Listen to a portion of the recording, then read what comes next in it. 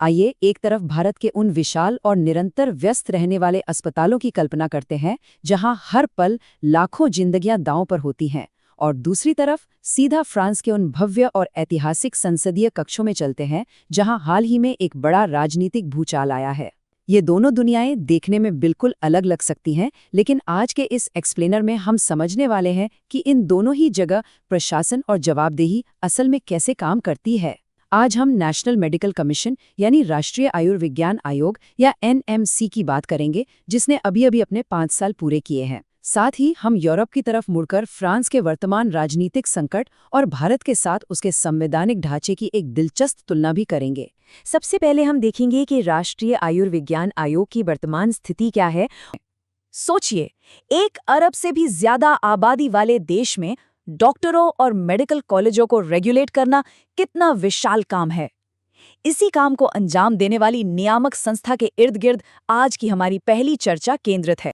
National medical commission यानी NMC राष्ट्रीय आयुर्विज्ञान आयोग अधिनियम 2019 के तहत बनाया गया एक स्टैट्यूटरी यानी वैधानिक निकाय है।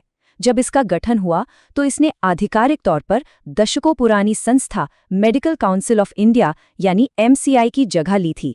आंकड़ों पर गौर करें तो केंद्र सरकार द्वारा नियुक्त इस पूरे आयोग में कुल 33 मुख्य सदस्य होते हैं।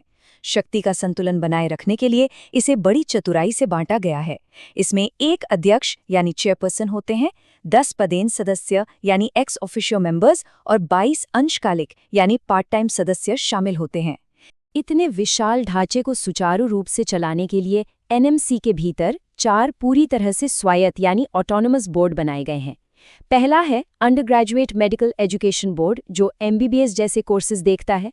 दूसरा है post graduate medical education board. तीसरा है medical assessment and rating board, जो कॉलेजों को परखता है।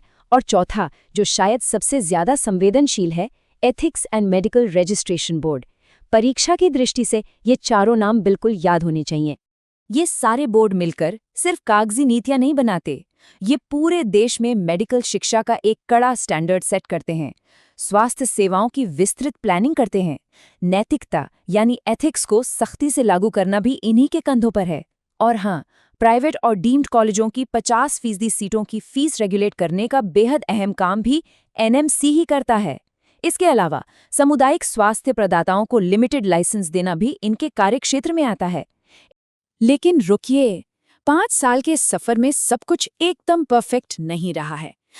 आइए इन्हें एक एक करके डिकोड करते हैं। सबसे पहली और बड़ी शिकायत है गवर्नेंस गैप की। इस पूरी संस्था में मुख्य रूप से सिर्फ डॉक्टरों का ही दबदबा है। इसमें पब्लिक हेल्थ एक्सपर्ट्स, सामाजिक वैज्ञानिकों या आम नागरिकों की आवाज का लगभग पूरी तरह से अभाव है। दूसरी बड़ी चुनौती है आर्थिक पहुंच। अभी हमने बात की थी कि एनएमएमसी प्राइवेट सीटों के 50% हिस्से की फीस तो कंट्रोल करता है, लेकिन बाकी बचे 50% का क्या? उन पर आज भी बेतहाशा और मनमानी फीस वसूली जाती है। ये सीधा सीधा गरीब और मेधावी छात्रों को इन संस्थानों से बाहर फेंक देता है। और बात यहीं खत्म नहीं होती। जब बात एथिक्स यानी कदाचार के मामलों की सुनवाई की आती है तो बिना किसी न्यायिक विशेषज्ञता या तय समय सीमा के फैसले लिए जाते हैं, जिससे निष्पक्षता पर सवाल खड़े होते हैं। इसके साथ ही नेशनल मेडिकल रजिस्टर को अपडेट करने की रफ्तार इतनी सुस्त है कि अयोग्य लोगों के मेडिकल प्रैक्टिस करने का डर हमेशा बना रहता है। और अपनी उड़ान का रुख करते हैं यूरोप की तरफ। पेरिस की उस ऐतिहासिक संसद की कल्पना कीजिए, जो इस वक्त एक बहुत बड़े और अप्रत्याशित राजनीतिक तूफान का सामना कर रही है। आखिर फ्रांस का ये मामला अंतर्राष्ट्रीय चर्चाओं में इतना क्यों ठाया हुआ है? क्योंकि हाल ही में फ्रांसीसी संसद ने एक ऐसा कदम उठाया जिसने पूरी दुनिया को चौंका दिया। उन्होंने अविश्वास प्रस्ताव के जरिए अपनी ही सरकार और प्रधानमंत्री को पद से हटा दिया। एक मजबूत और दशकों पुराने लोकतंत्र में रातों रात ऐसी राजनीतिक अस्थिरता का आना शासन प्रणालियों की असल मजबूती पर एक गंभीर बहस छेड़ देता है। आइए देखते हैं कि अगर हम भारत और फ्रांस के राजनीतिक सिस्टम को आमने सामने रखें तो ढांचागत समानताएं और भिन्नताएं कैसी दिखेंगी। भारत और फ्रांस दोनों ही गर्व से खुद को एक गणतंत्र यानी रिपब्लिक कहते हैं, जहां देश का मुखिया चुना जाता है। दोनों जगह द्विसदनीय विधायिका या बाई कैमरल लेजिस्लेचर काम करती है और लोकतंत्र के वो 3 सुनहरे शब्द स्वतंत्रता, समानता और बंधुत्व लिबर्टी, इक्वालिटी, फ्रेटर्निटी, ये दोनों ही देशों के लोकतांत्रिक सिद्धांतों की आत्मा है। लेकिन असली कहानी तो सिस्टम की गहराई में छुपी है।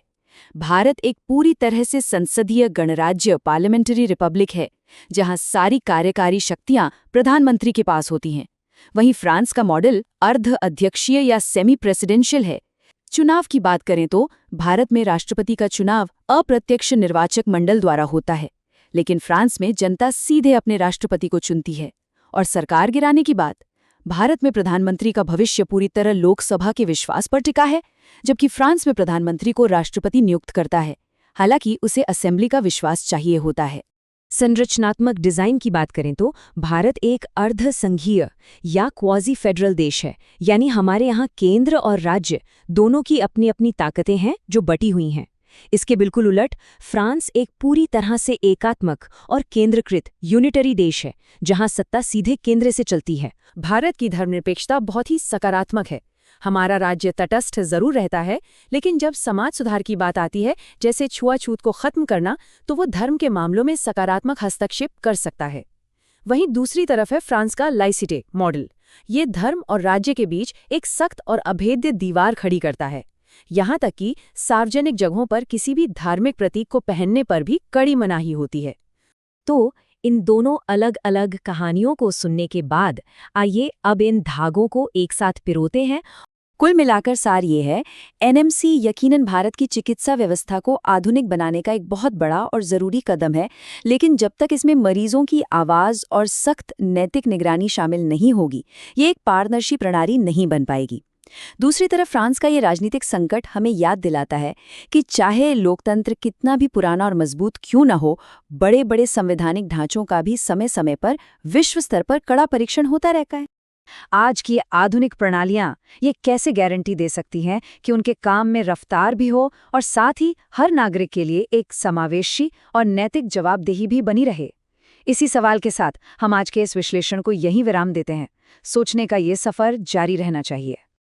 अगर ये वीडियो आपको पसंद आया हो तो लाइक जरूर करें, शेयर करें उन दोस्तों के साथ जिन्हें यूपीएससी, लॉ या जनरल नॉलेज की तैयारी करनी है।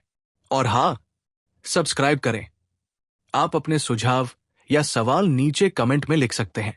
यूपीएससी एंड कॉम्पिटिटिव एग्जाम की गाइडेंस या मेंटरशिप के लिए संपर्क करें। Our contact information is given in description. धन्यवाद। मैं हूं कृणाल ठाकुर। मिलते हैं अगले भाग में। जय हिंद।